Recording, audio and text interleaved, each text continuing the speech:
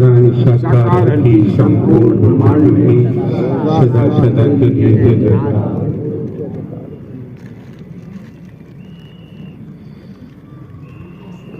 इस समय आप, आपके बंधुजन, आपकी बहन बेटियां, जहाँ से भी आपने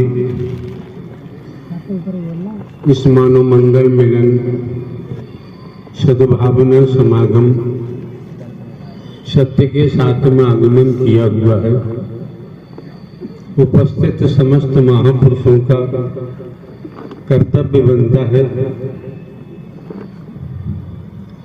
एक मानवता, भाईचारा,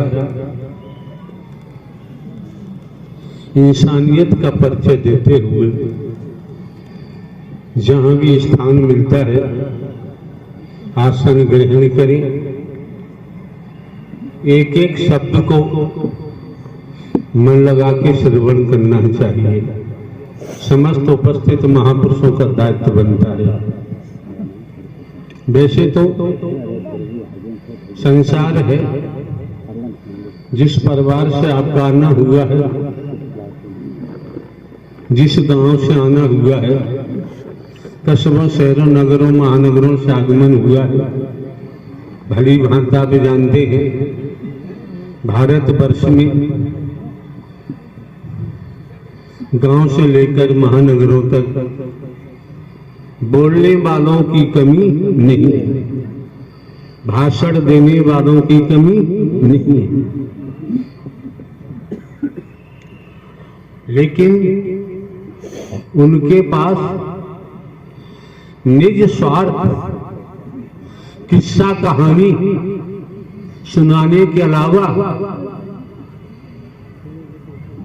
आत्मिक स्वयं की जानकारी के बारे में अगर पूछा जाए तो भगवान की जानकारी देंगे, शंकर, ब्रह्मा, विष्णु, राम, श्री कृष्ण की जानकारी देंगे, देवी दुर्गा, हनुमान जी की जानकारी देंगे, लेकिन स्वयं की जानकारी का एक कतरा भी उनके पास नहीं होगा कि मैं कौन हूं, मैं आया कहां से हूं, मेरा रूप क्या है, मेरा स्वरूप क्या है, मुझे क्या करना चाहिए, मैं कर क्या रहा हूं। कोई अपना कार्य भली भांति करने को तैयार नहीं है। इतना व्यक्तिगत तो स्वार्थ में डूबा हुआ है। क्या मजे की बात है। अब ये क्यों खड़ी है आप यहां पर? अकल खराब हो गई। आप समझ सकते हैं ये चहल पहल बंद कर दीजिए। चहल पहल करने के कारण ही आपके पल्ले कुछ नहीं पड़ता है। आप सही में बैठ के गुटगु करते हैं, इसलिए आपके पल्ले कुछ नहीं पड़ता। रहस्य है खास।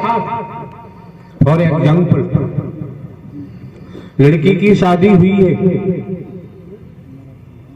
ससुराल पहुंची, समझिए बिल्कुल साधारण भाषा है,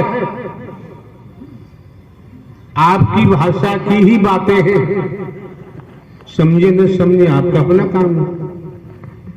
लड़की शादी होकर ससुराल जाती है, उसे बहुत से कारण है, ससुराल में समर्पण करना पड़ता है।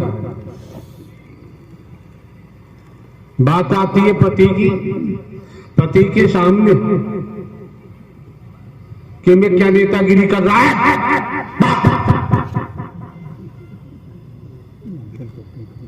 जो करना चाहिए वो नहीं करता, नेतागिरी कर रहा है।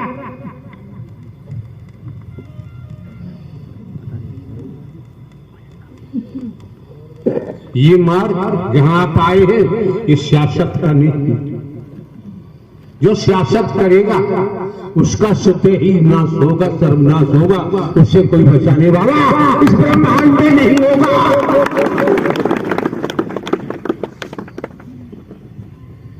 पति के सामने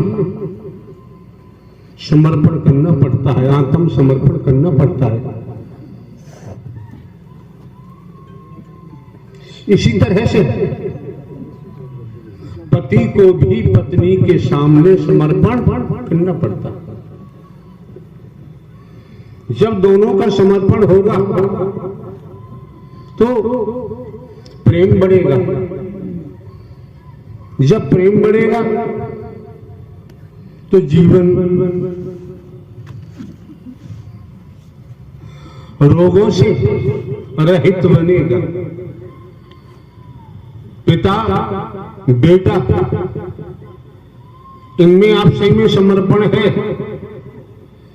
तो पिता बेटा में समर्पण है तो फिर प्रेम बढ़ेगा। जब प्रेम बढ़ेगा तो जीवन सभी का सहज होने लगता है। कितने धनवान हैं आप, कितने ही पदवान हैं, अगर परिवार में सामंजस्य नहीं है, क्षमता नहीं है, धनवान पदवान होते हुए भी आपका जीवन दुर्गंध से भरा हुआ होगा, अशांति में डूबा हुआ होगा, शांति नाम की चीज नहीं होगी। तो समर्पण आप लोग सुन लीजिए। इसमें हमेशा तो हमारा आना कहीं हर जगह होता नहीं है, आयोजन भी हमने कम से कम देना शुरू किया है। परमात्मा किसी नाम से कोई पुकारते हैं, ईश्वर, अल्लाह, खुदा, रब, दुनिया है, इसमें हमें कुछ नहीं कहना है। जहां नारायण हरि परमात्मा का जिक्र आता है वहां तो नारायण साकार हरि परमात्मा ब्रह्मांड के कुल मालिक हैं, ब्रह्मांड के रचयिता हैं। नारायण साकार हरि का ना आदि है ना अंत है, न जन्मते हैं न मरते हैं।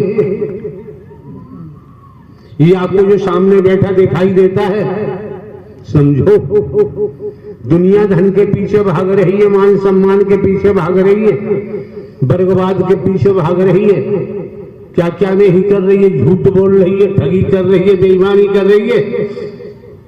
जमाने में कोई बता दे हम कहीं से भी रुपया पैसा वस्तु पदार्थ सोना चांदी कोठी बंगला जमीन जायदाद हीरा मोती जवाहरात कहीं से लेते हो, कोई दान पात्र लगाते हो, किसी दिशा से हम नहीं लेते, किसी टेंशन कामनी से हमारा कोई लेना देना नहीं।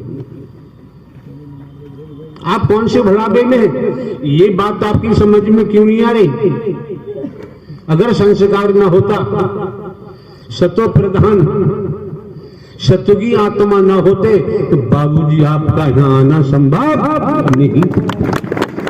आपने अपनी पार्टी को देखा ही नहीं, आप अपनी पार्टी को समझ ही नहीं पा रहे। कौन सी दुनिया में रहते हैं? अरे आपने कभी ये नहीं समझा कि मैं कौन हूं? खान पान भोग भय पशवी चतुर्थ जान, क्या अधिकता मनुष्य में? हाई स्कूल, इंटरमीडिएट, बीए में, double M A, LLB, LLM, MBBS, MD, ये तमाम पद है। मेहनत करते हैं, संस्कार है, पदवान है, धनवान, अच्छी बात है। वो तो काम चलने वाला नहीं, दुनिया भी काम चल रहा है, लेकिन हमें ये समझना पड़ेगा, हे मानव तू भूलोक में क्यों आया है? अगली सांस का श्रीमान जी किसी को पता नहीं है, संसार में कोई नहीं जानता। राजा हो चाहे रंग बली हो चाहे औलिया संतरी हो चाहे मंत्री अधिकारी हो चाहे कर्मचारी, कोई नहीं जानता अगली सांस आएगी अथवा नहीं, कोई नहीं जानता। बेवजह हवा में बम फोड़े तो उसके बारे में हम कुछ नहीं कह सकते, किसी को जानकारी नहीं। कोई कितना बड़ा भगवान हो दुनिया में, उससे भी भविष्य की कोई जानकारी नहीं। कितने बड़े भगवान कोई भी हो, आप समझ सकते हैं। जो हमने समझा है अतीत से वर्तमान, वर्तमान से भविष्य, कर्मों से ही दुर्भाग्य बनता है, कर्मों से ही सौभाग्य बनता है। हम कोई भाषण देने नहीं जाते, कहीं पर स्पीच नहीं देते हैं, न हम प्रवचन करते हैं, साधारण बातें आपके सामने रखी जाती हैं। उन बातों को सुनना न सुनना, श्रवण करना न करना आपका काम है। सुनेंगे, अच्छा लगे, चिंतन करो, मंथन करो, कर्म में ढालो, तो निश्चय ही आपके जीवन में अभूतपूर्व परिवर्तन होगा। लेकिन जो देखने में आता है, हम भी देखते आ रहे हैं, आज भी देख रहे हैं, क्या देखने में आता है? समर्पण की बात कही। वैदिक काल के इतिहास में जाइए आप, त्रेता का जिक्र आता है। वनवास हुआ रामचंद्र जी का 14 वर्ष का इतिहास कहता है। तो उन्होंने अयोध्या से फौज तो नहीं मंगवाई, ऐसा इतिहास बता रहा है।